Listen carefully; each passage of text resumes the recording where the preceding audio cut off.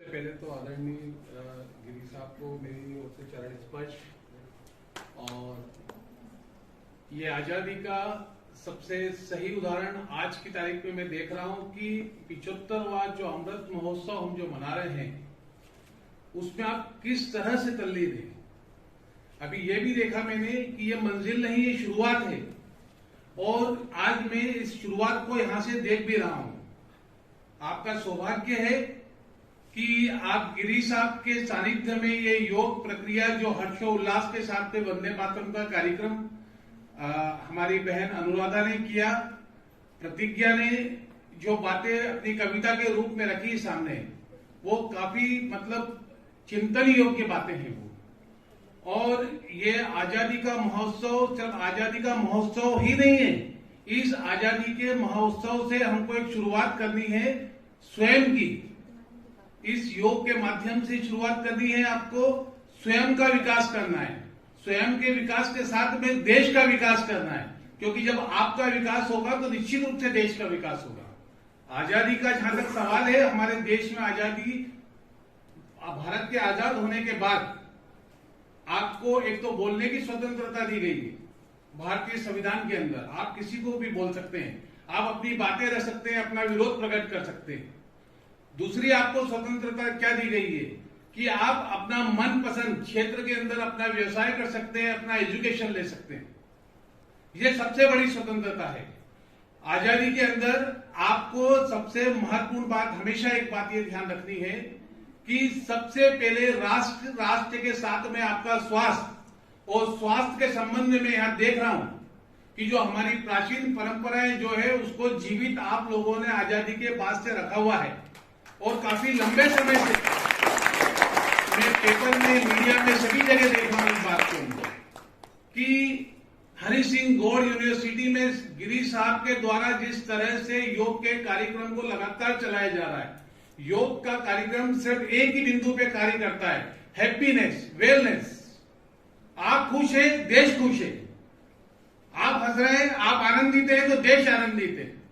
और ये आनंद सिर्फ हमारे गिरी साहब ही दे सकते हैं, इसके अलावा और कोई नहीं दे सकता है। ये आपका सौभाग्य है कि आप उनके सामने, आप उनके स्टूडेंट हैं। मेरा आपसे बस यही हाथ जोड़ के निवेदन है कि अपने स्वयं के विकास के लिए आप लगे, देश के विकास के लिए लगे। निश्चित रूप से देश खुशहाल होगा और आजादी का महोत्सव जो मनेगा आने वाले समय में, इसको जो मंजिल नहीं है और आगे भी विकास है, ये सिर्फ आप ही लोग कर सकते हैं। धन्यवाद। सर्वप्रथम सभी गुरुजनों को मेरा नमन है। Doctor Ganesh Shankar Giri sir, doctor Nitin Korpal sir, doctor Prajesh Singh Thakur sir, doctor Arun Kumar साहब, इन सभी को मेरा नमन है। उसके बाद सभी देवों को मेरा नमन है और आप सभी सहपाठियों को भी मेरा नमन है। सहपाठी इन द सेंस कि हम लोग ज्ञान के भिक्षु हैं, हम लोग ज्ञान के याचक हैं, इसलिए हम लोग सब सहपाठी हैं। भले ही हम साथ न पढ़ रहे हों, फिर भी हम सहपाठी हैं। आज 14 साल के बाद मुझे कॉलेज में रहने का मौका मिला, इसलिए मैं सभी गुरुजनों को नमन करता हूं इस खुशी के लिए। 14 सालों के बाद मुझे अपने पुराने दिन याद आया कॉलेज के, और इस विभाग को भी मैं नमन करता हूं कि 14 साल के बाद उन्होंने वापस से मुझे ज्ञान अर्जन करने का मौका दिया और आप सभी लोगों को अपने विचार प्रकट करने का मौका दिया। स्वतंत्रता के आजादी महोत्सव को हमें निरंतर मनाना चाहिए। ये महज एक कल्पना नहीं होनी चाहिए, ये सार्थक रूप में व्यक्त होना चाहिए। आजादी के बाद हम किस तरीके से बंधन मुक्त हों, इस बारे में सर ने बहुत ही अच्छे विचार व्यक्त किए।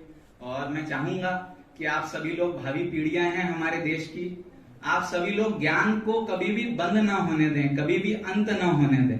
बस मैं आपसे यही आशा करता हूं। ज्ञान एक निरंतर प्रक्रिया है, इसे हमेशा चलना चाहिए। आपकी एज कितनी भी हो जाए, पर आपका ज्ञान हमेशा, ज्ञान के लिए जो आपके अंदर एक क्षुधा है, भूख है, वो हमेशा रहना चाहिए। इसी के साथ मैं आप सभी को नमन करता हूँ। धन्यवाद।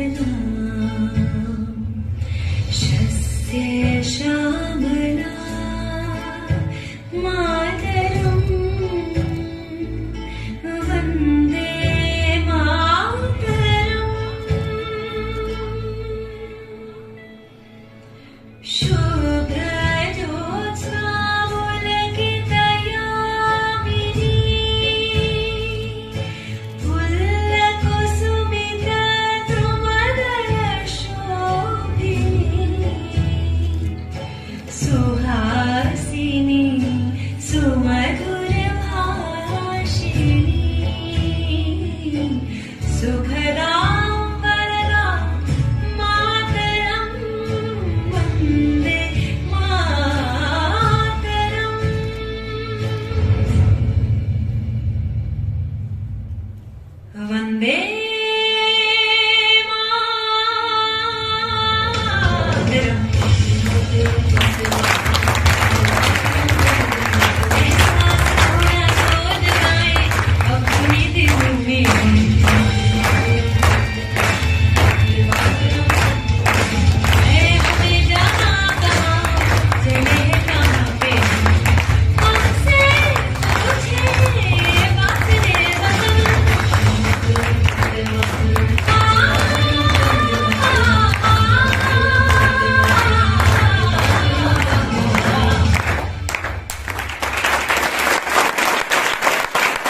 सभी को हरिओम। तो जैसे कि हम आजादी का 75वां अमृत महोत्सव मनाने के लिए यहाँ उपस्थित हुए हैं, तो उसी को लेकर मैं अपनी 4 पंक्तियां प्रस्तुत करती हूँ राष्ट्र की पीड़ा को लेकर, कि वो सुन के मुझे कैसा लगा।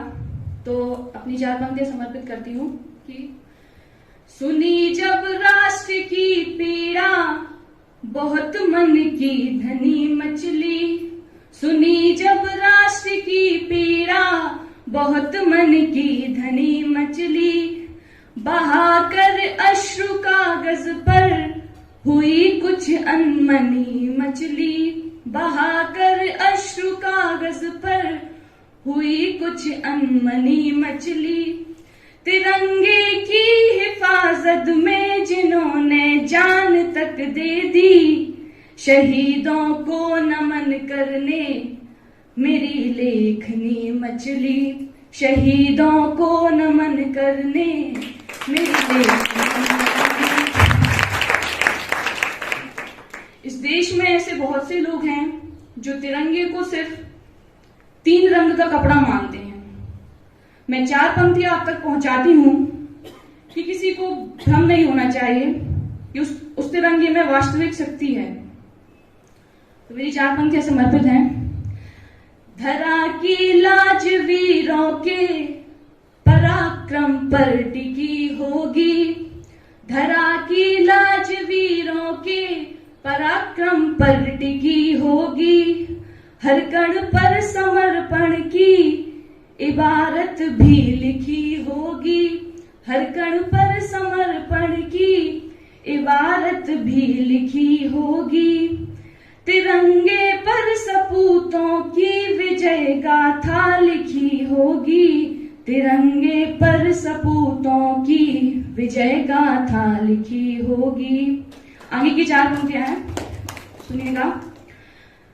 क्षितिज तक सौर गूंजेगा, स्वयं दिन मान बदलेगा, क्षितिज तक सौर गूंजेगा, स्वयं दिन मान बदलेगा, उतारो भारती की आरती सम्मान बदलेगा, उतारो भारती की आरती सम्मान बदलेगा, विवादों में उलझ कर कीर्ति मां की मत करो धूमिल, शहीदों की करो पूजा हिंदुस्तान बदलेगा, शहीदों की करो पूजा हिंदुस्तान बदलेगा। मैं भारतवर्ष की बेटी हूँ, हर किस डर नहीं सकती, मैं भारतवर्ष की बेटी हूँ, हर किस डर नहीं सकती, मुझे मालूम है मरने से पहले मर नहीं सकती, मुझे मालूम है मरने से पहले मर नहीं सकती, जो कायर हो गया दुश्मन के आगे सर झुकाता है, जो कायल हो गया दुश्मन के आगे सर झुकाता है, उसे मर जाऊंगी लेकिन नमन मैं कर नहीं सकती, उसे मर जाऊंगी नमन मैं कर नहीं सकती। ये साहस क्यों आता है? ये साहस क्यों आ सकता है? मैं अपने आदर्श को आगे की 4 पंक्तियों में समर्पित करती हूँ। वर्तमान जैसे तैसे कटता सभी का किंतु, वर्तमान जैसे तैसे कटता सभी का किंतु, व्यापक भविष्य की कहानी होनी चाहिए, व्यापक भविष्य की कहानी होनी चाहिए। मरकर एक रोज जाना सबको पड़ेगा, मरकर एक रोज जाना सबको पड़ेगा, मरने के बाद भी निशानी होनी चाहिए, मरने के बाद भी निशानी होनी चाहिए। अश्रुओं की धार के समक्ष घुटने ना टेके, अश्रुओं की धार के समक्ष घुटने ना टेके, हिंद वाली बेटी स्वाभिमानी होनी चाहिए, हिंद वाली बेटी स्वाभिमानी होनी चाहिए। वक्त आए तो बैरियों का वक्ष चीर डाले, वक्त आए तो बैरियों का वक्ष चीर डाले, लक्ष्मीबाई जैसी मर्दानी होनी चाहिए, लक्ष्मीबाई जैसी मर्दानी होनी चाहिए। मुझे पता है और हम सभी को पता है कि जो हमारी धरती है साहित्य रूप से समृद्ध है, तो मुझे अपनी बात आप तक पहुंचानी है। सुनिएगा। नाव सुदामा की सद्वृत्ति से निष्काम खेते हैं, नाव सदकाम की सद्वृत्ति से निष्काम खेते हैं, सदा इतिहास के पन्ने यही पैगाम देते हैं, सदा इतिहास के पन्ने यही पैगाम देते हैं। कभी भूले से यदि नारी सहे अपमान की पीड़ा, कभी भूले से यदि सहे नारी अपमान की पीड़ा, तभी श्री राम के घोड़े को लव कुश थाम लेते हैं, तभी श्री राम के घोड़े को लव कुश थाम लेते हैं। आस्थाओं पर बहुत संशय है, बहुत प्रश्न है, तो उनका उत्तर मैं अपने आगे की पंक्तियों में दूंगी कि समझते जो नहीं नर उनके भाग्य खोटे हैं, समझते जो नहीं नर उनके भाग्य खोटे हैं, बड़प्पन झाड़ने वाले बहुत बोने और छोटे हैं, बड़प्पन झाड़ने वाले बहुत बोने और छोटे हैं। बड़े बनना अगर चाहो सजा लो भाल पर माटी, मेरे प्रभु राम और घनश्याम इसी माटी में लोटे हैं, मेरे प्रभु राम और घनश्याम इसी माटी में लोटे हैं। धन्यवाद। सभी को मेरा नमस्कार। जैसा कि आप सबको विदित है कि हम आजादी के 75वें वर्ष में स्वतंत्रता दिवस को मनाने के लिए जा रहे हैं। पिछले 75 वर्षों में जो आजादी हमको हमारे क्रांतिकारियों के द्वारा, हमारे शहीदों के द्वारा और जो हमारे महापुरुषों के द्वारा मिली, क्या उस स्वतंत्रता पूर्ण रूप से हम स्वतंत्र हो पाए हैं कि केवल भौगोलिक रूप से ही हम स्वतंत्र हो पाए हैं? सांस्कृतिक रूप से हम क्या स्वतंत्र हो पाए हैं? आज हमको ये विचार करने का दिन है और पिछले 5 दिनों में हम इसको विचार भी करेंगे कि हम क्या पूर्ण रूपेण स्वतंत्र हो पाए हैं, क्योंकि पराधीनता को सबसे बड़ा कष्टकारी माना गया है। पराधीन सपने सुखनाई, और यही स्वतंत्रता की आजादी का जो अमृत महोत्सव है उसको हम लोग भी मना रहे हैं। तो थोड़ा सा चिंतन और मनन करने का ये समय है कि जो आजादी हमको इतनी कठिनाइयों के बाद मिली है, क्या हम उसको सहेज पा रहे हैं? क्या हम उसको पूर्ण रूपेण साकार कर पा रहे हैं? अगर नहीं कर पा रहे हैं तो कहीं ना कहीं ये हमारे अंदर की कमजोरी है, कहीं हम आलस्य में हैं, कहीं हम प्रमाद में हैं। ये सामान्य रूप से जो हम स्वतंत्रता की बात कर रहे हैं, आजादी की बात कर रहे हैं, लेकिन जब हम योग की बात करते हैं तो योग में स्वतंत्र होना मतलब अपने इंद्रिय दासताओं से मुक्त होना है। आप देखते होंगे कि हमारी जितनी इंद्रियां हैं, एकादश इंद्रियां, हम उसी के चंगुल में फंसे हुए हैं। और जब तक हमारी इंद्रियां हमारे कंट्रोल में नहीं होंगी तब तक हम उनसे मुक्त नहीं हो सकते। और योग की सारी जो विधा है, वो सारी विधा हमको इंद्रिय जय की ओर लेके जाती है। और जिस दिन हम अपने इंद्रियों पे जय कर जाएंगे तो हम सही मायने में उस दिन स्वतंत्र होंगे। और हम उस ज्ञान को, उस विद्या को सीखने के लिए यहाँ एकत्रित होते हैं, जिसके लिए कहा गया है कि सा विद्या या विमुक्त है। वह विद्या जो हमको मुक्त करे।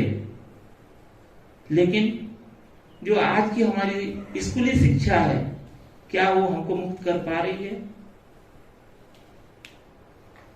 उससे आगे सोचने के लिए हमको योग विद्या की ओर जाना पड़ता है।